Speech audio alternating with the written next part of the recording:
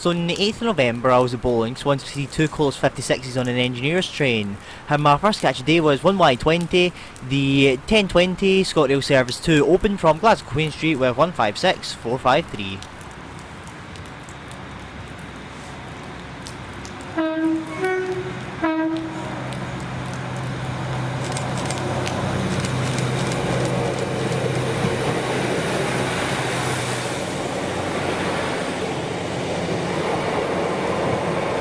That's 2H84, the delay, 10:15, turn up at 10:22, ScotRail Service to Edinburgh from Helensburgh Central, 334010 and 334025.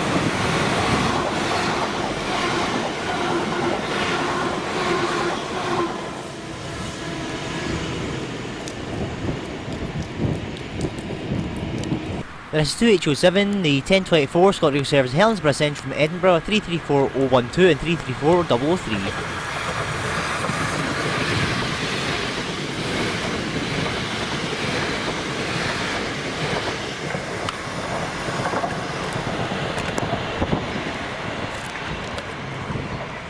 Then this is 2R54, the 1025 ScotRail Service to Motherwell from Ballot with 320-322.